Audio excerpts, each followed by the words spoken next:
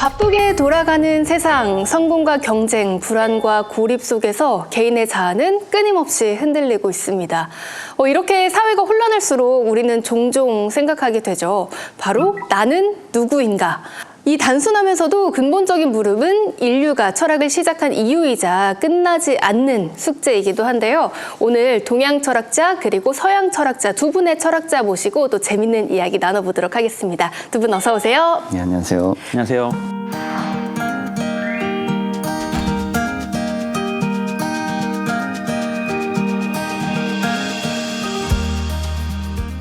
자, 먼저 그러면 동양 철학, 크게는 서양 철학 이렇게 전공을 하고 계신 만큼 두 철학의 차이점이 좀 궁금한데요.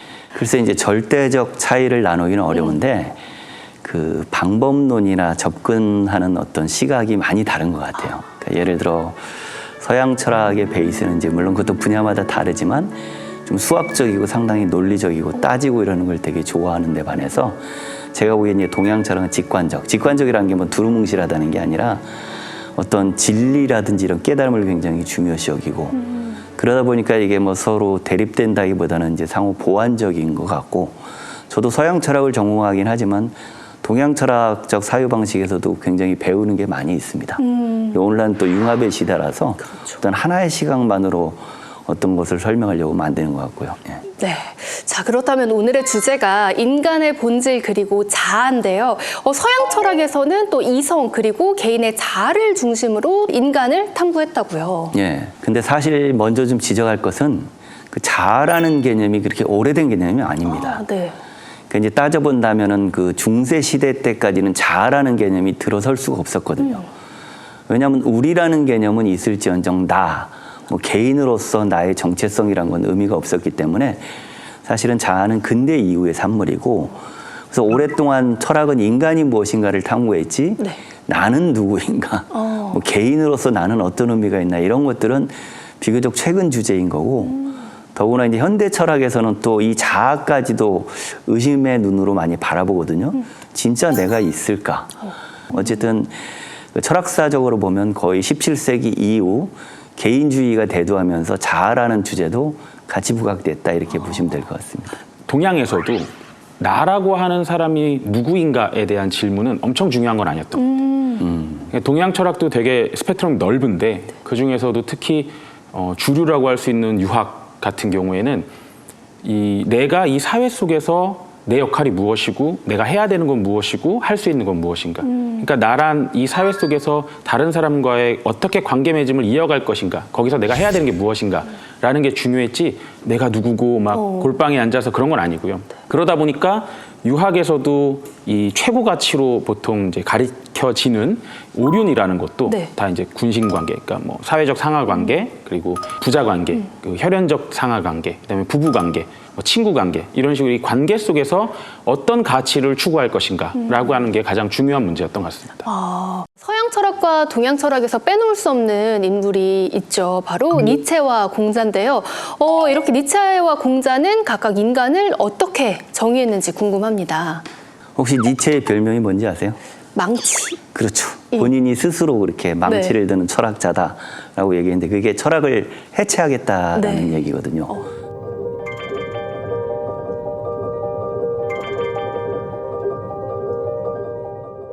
그러니까 인간은 원래 뭐 이성을 가지고 있고 인간은 그 이성을 가지고 자기를 실현하고 이거보다는 다양한 감성적인 요소들 그리고 관계 여기서 관계는 꼭 인간과 인간만이 아니라 뭐 물질과 나와의 관계 그리고 동물과 나와의 관계 또 나와 타자의 관계 이런 것 속에서 인간이 어떻게 작용하고 어떤 식으로 살아가느냐 이게 이제 니체의 관심사였기 때문에 우리가 니체 하면 들어봤던 가장 유명한 개념 그 힘의 의지라는 거. 네. 그리고 이제 이게 발전해서 초인 사상이 되는데 상당히 이건 이제 전복적인 세계관입니다. 전통적으로 데카르트 이후로 인간은 이성적 존재고 사유하는 존재고 이런 거에 대한 또 다른 어떤 그 반발이 좀 깔려 있는 거죠. 네. 그래서 인간주의면서 동시에 반인간주의적인 요소가 니체한테는 있다라고 말씀드릴 수 있을 것 같아요. 한번 전복한 개념. 그렇죠. 해체라는 게 없애버리는 게 아니라 네네. 새롭게 사고를 해보는 거죠. 그렇다면 또 공자는 또 어떻게 정의를 했는지도 궁금한데요. 니체가 이제 망치이고 전복했다라고 하면 전복해야 할 질서가 기존에 있어야 되는 거잖아요. 그렇죠, 그렇죠. 공자는 사실 기존의 질서를 또한 전복했던 사람인데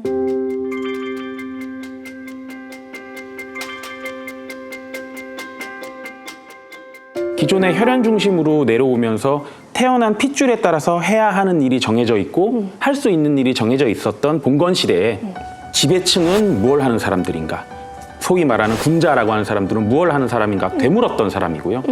임금은 임금 다워야 된다. 네. 신하는 신하 다워야 된다는 건 이제 더 이상 핏줄만으로 그 사람이 해야 되는 일을 받을 수 없다는 얘기랑 똑같은 거죠. 그렇다면 군자가 되기 위해서는 어떻게 해야 되는가? 학습해야 된다. 배워서 도달할 수 있다. 사실 공자가 인간이란 무엇인가라는 문제에 천착하지도 않았거니와 규정하지도 않았지만 네.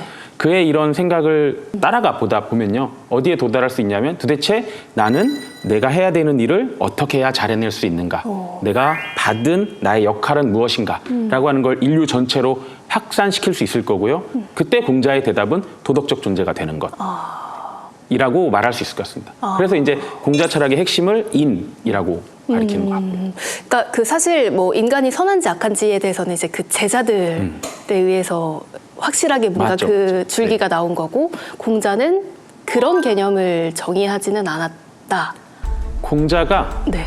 그 사람이 선천적으로 선하게 태어났다, 악하게 태어났다 이런 거에 대해서 구체적으로 말하진 않았어요. 그건 이제 후대에 맹자라고 하는 또 순자라고 하는 걸출한 두 제자들이 정립해 나갔던 이 기본 조건이었던 거죠.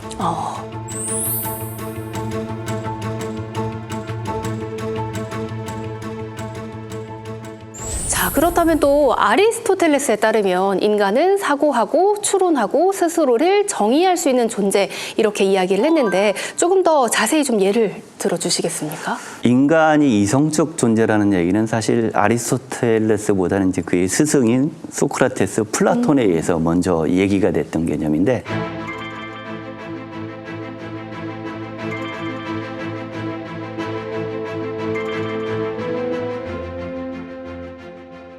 아리스토텔레스의 이제 획기적인 점은 뭐냐면 인간은 완성된 존재가 아니라 어떤 자기의 덕, 이 덕이라는 개념이 상당히 혼란스러운데 동양과 많이 달라요. 여기서는 어떤 탁월한 어떤 특기 이런 개념에 더 가깝거든요. 그러니까 덕이 많은 의사는 인덕이 아니라 네. 기술이 되게 뛰어난 의사를 말하는 거죠. 그러니까 뭔가 사람 좋고 품성 좋고 그거는 이런 이제 느낌이 상당히 아닌. 동양의 윤리적인 개념이고 네. 서양에서의 덕이라는 것은 내가 가지고 있는 소질을 이렇게 잘 발휘하는 거.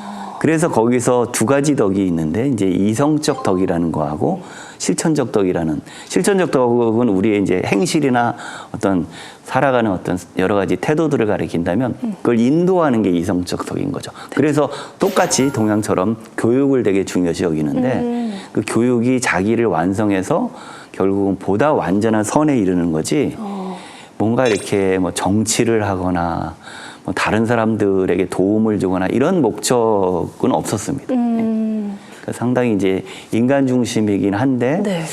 그 전형적인 서양 중심적인 사고가 거기에 담겨 있는 게 같은 거죠.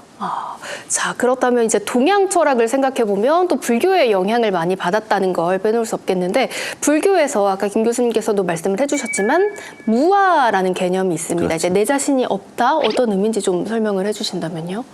방금 말씀하신 것처럼 무아의 무는 없을 무, 네. 그리고 아는 이제 나 아자인데 네.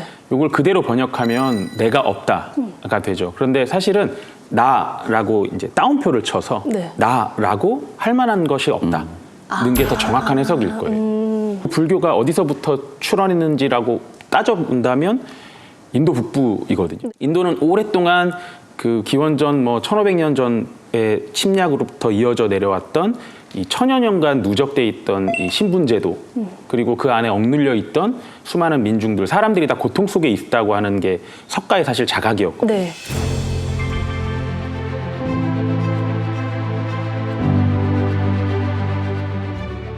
그러니까 석가의 문제의식은 난 왜 이렇게 힘들지? 내 인생은 왜 이렇게 고통스럽지? 나아가서 모든 인간은 왜 이렇게 고통스럽지? 이 고통은 무엇이고 어떻게 해소할 수 있고 왜 생기는 걸까? 그러니까 결국은 내가 느끼고 있는 이 모든 고통의 원천을 찾아가면 네. 나이기 때문인 건데 그런데 따지고 따져 들어가 봤을 때 과연 그렇게 규정할 수 있는 탁 집어서 너라고 말할 수 있는 네가 있냐? 라고 했을 때 석가의 대답은 없다예요.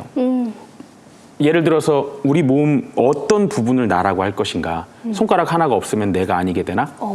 다리가 없으면 내가 없게 되나? 그건 아니잖아요. 그렇죠. 뭐 팔을 이식한다고 해서 내가 아니게 되는 것도 네. 아니죠. 그러면 대체로 제가 사실 이제 서양 철학을 잠깐 언급하자면 머리하고 심장일 텐데 네. 그럼 그 중에 어떤 게 내가 있을까? 그럼 뇌 안에 어디에 내가 있을까? 아무리 물리적으로 잘라도 나라는 걸 찾기는 어렵죠. 정신적으로도 마찬가지예요. 네. 7살 때의 나랑 13살 때의 나랑 25살 때의 나는 각기 다른 경험을 가지고 있잖아요. 그러니까 서로 다른 기억과 경험을 가지고 있는 여러 존재들의 연속인 것뿐이지 꾸준히 유지되는 나라는 게 있는가? 되묻는 거예요, 석가는. 그러니까 네. 정확히 말하면 나를 부정할 수 있는 사람은 없어요. 근데 그게 나가 어디에 있느냐, 네. 실체로서 내가 있느냐 했을 때는 선뜻 대답하기가 어렵다는 거죠. 그래서 고정된 내가 있다는 생각을 버려라. 이런 것들의 문제의식에 가까워요. 아무것도 없다 이게 아니라 네. 서양에서도 휴움 같은 경우는 지각은 있는데 뭔가 경험되는 지각은 있지만 그거밖에는 우리가 확실하게 얘기할 수 없고 네. 뭐 데카르트가 얘기했듯이 나는 바로 지금 여기 있다. 이렇게 이야기할 수 있는 실체는 없다. 이게 상당히 많은 서양 철학자들에 의해서도 좀 연구되고 있는 주제입니다.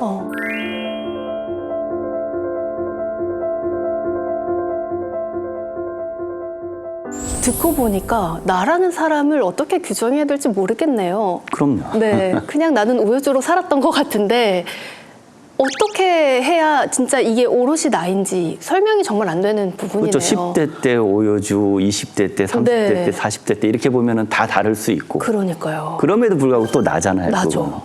그건. 나라는 경험은 있는 거죠. 아, 그러네요. 근데 이제 우리는 자꾸 내가 뭔가 고정된 것이냐 이렇게 생각하다 보니까 거기서 여러 가지 이제 좀 비극적이고 조금 고집불통의 사고도 나오게 되는 네. 거죠. 참 새로운 생각을 하게 되는 것 같습니다. 제가 또 이 두 분과 이야기를 나눌 생각에 참 설레는 마음에 여러 가지 좀 생각을 해봤는데요. 이제 나라는 존재가 누구일까에 대해서 이제 고민을 해보다가 내가 절대 참지 못하는 것 생각을 해보면 먹지 않고 살 수 없잖아요. 그렇죠. 네. 이건 정말 누구든 살 수 없는 거잖아요. 먹지 않고서는. 그러면은 이 동양 철학적 관점에서 살펴봤을 때 나는 밥을 먹기 위해 존재를 하는 건지 아니면 존재하기 때문에 밥을 먹는 건지 저 이거 오늘 아침에도 사실 고민이었어요. 그게 이 밥을 먹기 위한 존재인가라고 물으면서요. 꼭 밥이 아니더라도 여러 가지가 들어갈 수 있는 거예요. 네. 뭐 성공하기 위한, 공부를 잘하기 위한, 돈을 벌기 위한, 연애를 하기 위한 이렇게 내가 그 어떤 걸 하기 위해서 태어난 존재인가라고 하는 물음들에 대해서 육아 철학은 아마 도덕적 존재가 되는 것일 테지만 네. 불가 철학에서는 그런 건 없죠. 아, 네. 그렇게 내 삶의 어떤 목적을 고정하는 순간 네. 고통이 시작이 되죠. 아, 맞아요. 배고프면 짜증나요. 먹고 싶은데 네. 먹고 싶은데 못 먹어도 짜증이 나지만 네. 먹어야 하는 걸 못 먹어도 짜증 나잖아요. 그렇죠, 그렇죠. 근데 만약에 이런 고통으로부터 벗어나고 싶다. 그러면 난 이걸 먹고 싶어하는 게 나야라고 하는 믿음에서 벗어나기. 네. 그러면 꼭 해야 되는 것도 없고 안 한다고 슬플 것도 없는. 그래서 스님들이 그렇게 출가를 하시는 거예요. 그러니까 제가 이제 먹는 거에 대해서 질문을 드렸는데 이제 꼭 먹는 행위뿐만 아니라 무언가를 위한 존재로 나를 규정하는 것. 규정하는 건 네, 고통의 시작이다. 그리고 동양에서도 그렇게 바라지 않고 사실 그런 믿음들이 굉장히 많은 사람들의 삶을 피폐하게 만드는 것 아닌가 맞아요. 생각도 들어요. 교수님 생각도 좀 갑자기 그러니까 이제 1960년대 실존주의라는 그 학파가 나오는데 네. 뭐 사르트르 이런 사람이 이제 유명한데요.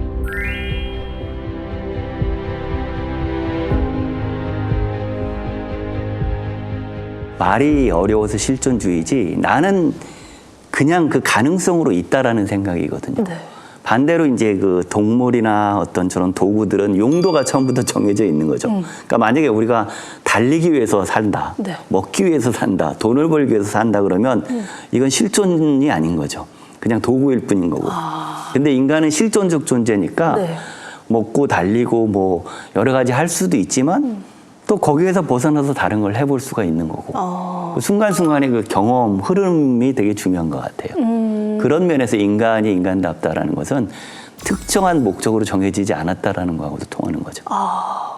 자, 그렇다면 이 먹는 것뿐만 아니라 제가 또 저를 빗대어서 이제 나라는 존재를 생각했을 때 전 정말 중요한 게 먹는 거 그리고 자는 거거든요. 자는 거죠. 네. 그러면서 이제 잠을 잔다는 거 이제 꿈을 꾼다는 이야기인데 꿈속의 나는 나일까 아니면 내가 아닐까 이런 생각도 좀 하게 하더라고요.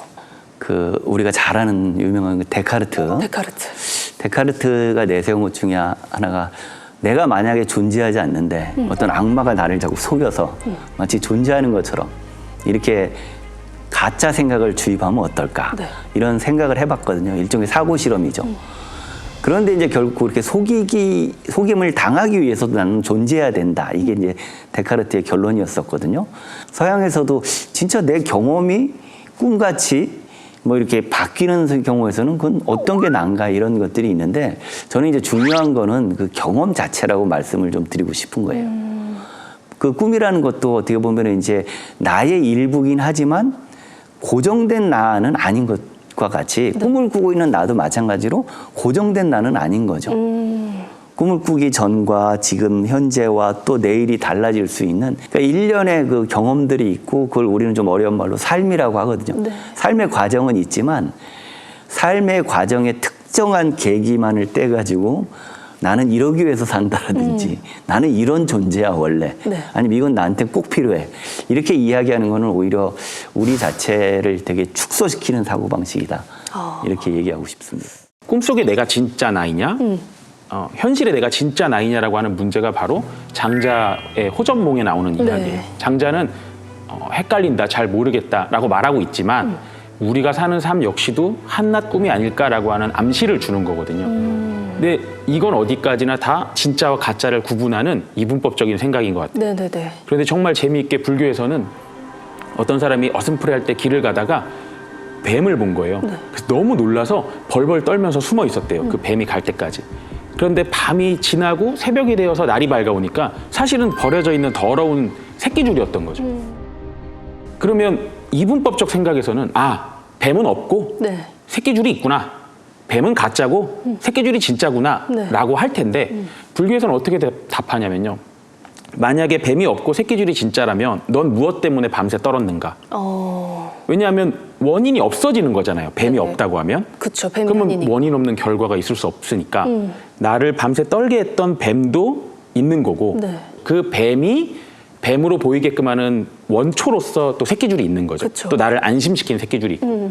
만약에 이런 입장에서 본다면 꿈속에 나도 나고 현실에 나도 나고 또 마찬가지로 친구들에서 보이는 소탈한 나도 나고 네.